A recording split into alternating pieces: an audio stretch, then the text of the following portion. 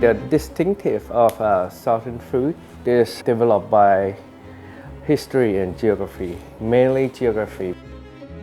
Look at the map of Thailand and you can see we call it golden axe, right? And then we are the shaft of the axe. We're surrounded by rivers, by klongs, some provinces, the sea, so there's actually a huge variety. And I think the identity here is that the balance of flavor of Central Thai cuisine.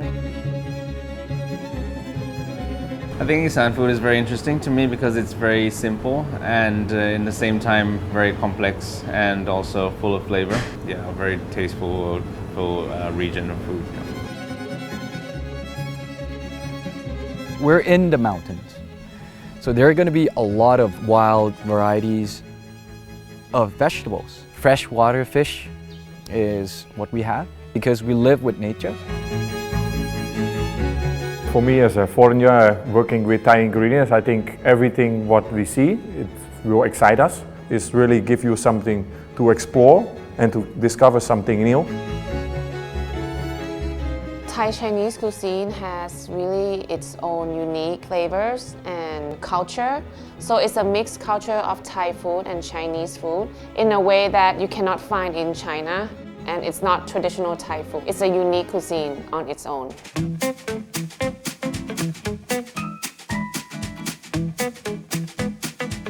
If we talk about Thai Chinese food, Chinese people bring noodles. But we, as Thai people, we turn into Thai, flavors, and the ingredients we use, what's available in Thailand. The Chinese people also bring that, wok stir fry. That's a part where Thai Chinese influence our culture.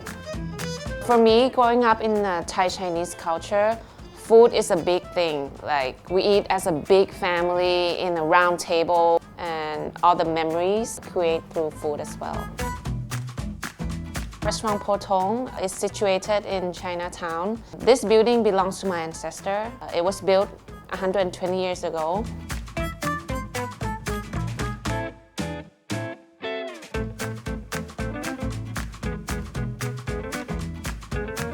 We play a lot with time.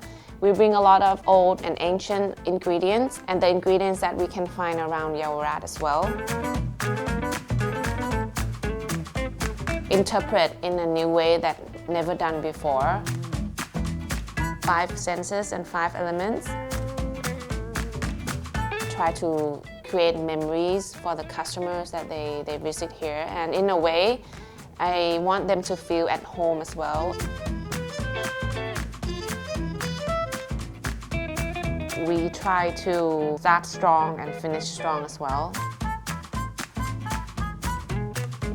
And at the end of the meal, they feel like they come and visit a friend's house or a relative house.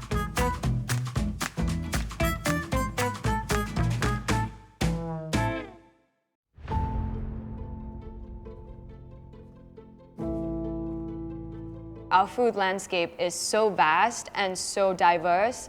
We have all different types of, conditions, mountains, the sea. There's such a huge variety of ingredients. So I think that's what's amazing. You can go up north and you can drive from one province to another and the food will be completely different already, just because there's so much culture and so much food that is available in specific little pockets of areas. So I think that's something that is amazing about Thailand.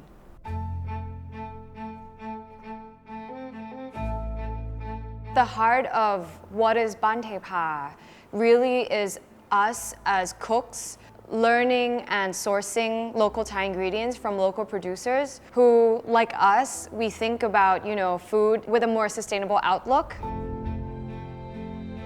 And I think that's where we seek out producers who have the same philosophy, just so that we are able to bring back the knowledge that we gain from these areas.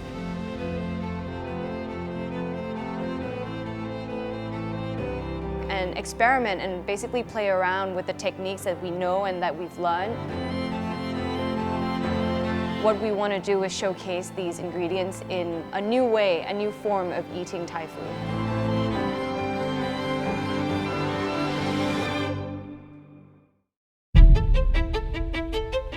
Thailand is surrounded by our neighbor country, but the south is different. It's surrounded by the ocean.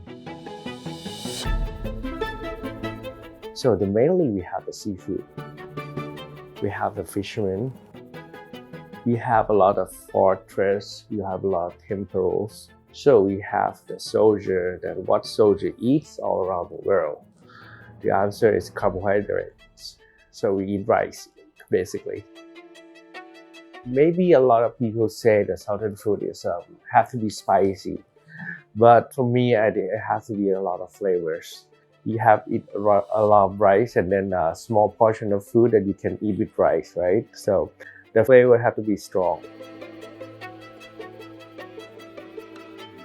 I will call Son refined more than fine dining, because we refine everything and we use the best ingredient we could find in the south.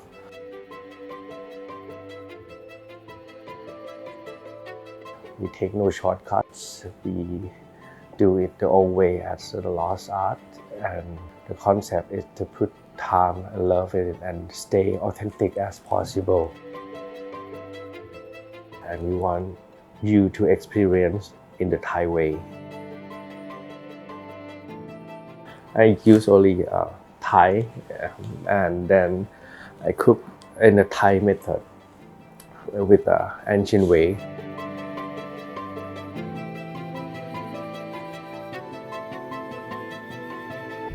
Here we are. Northern Thai food is missing a very big piece of puzzle. Northern Thai cuisine's lack of sweetness, which is something everybody loves, lack of acidity, lack of sourness. Instead, we very focus on saltiness, umami, and Northern people love bitterness. The challenging part is that how can you combine that and make people love? That's the character of Northern Thai food. We focus more on vegetables and seasonal vegetables that comes out.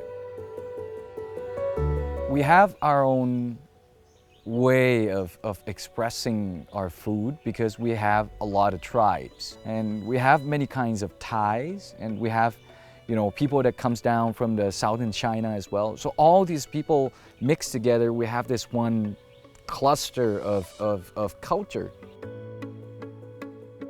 I have a restaurant called Locust Native Food Lab at Pasak Thong.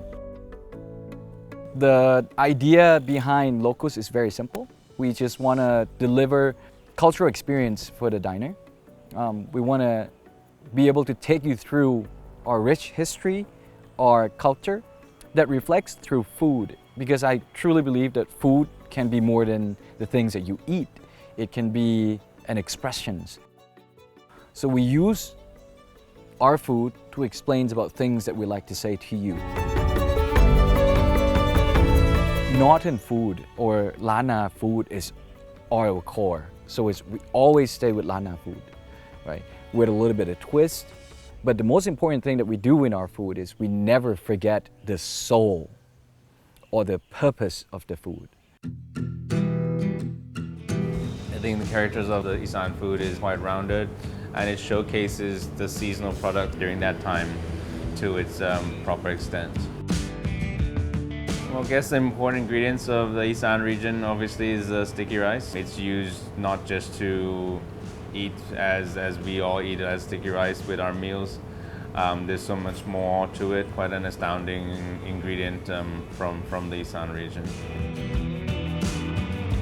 I think the Isan food that we want to portray at Mahase is something that is still relevant to Isan food.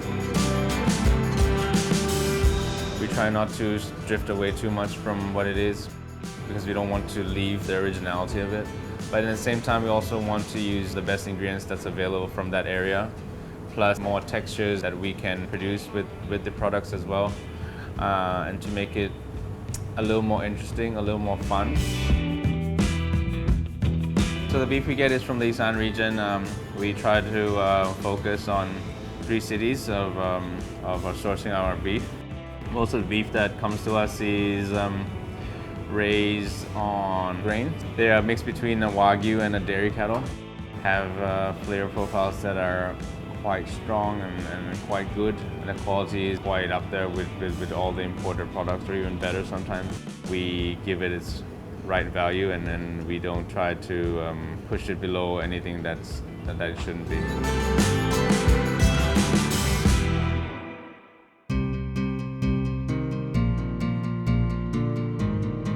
I'm mostly impressed by how the people are willing to improve on what they do. The farmers also acknowledge, okay, if I make something better, if I make something organic. Right now the consistency is there. You see that a lot more people are willing to go this direction, because in the end it will benefit everyone. There's a lot of produce what really excites me at the moment.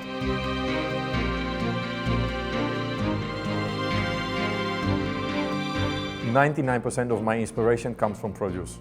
Because I said before, there are a lot of things I don't know, so now maybe I know 10% of what Thailand's have to offer to us, but the other 90% we haven't discovered yet. Then we start to think, okay, let me go back to my European knowledge of what I have. We try to compare with that kind of taste, and then we start to create new dishes, and that is where all the inspiration comes from. It really comes from the products.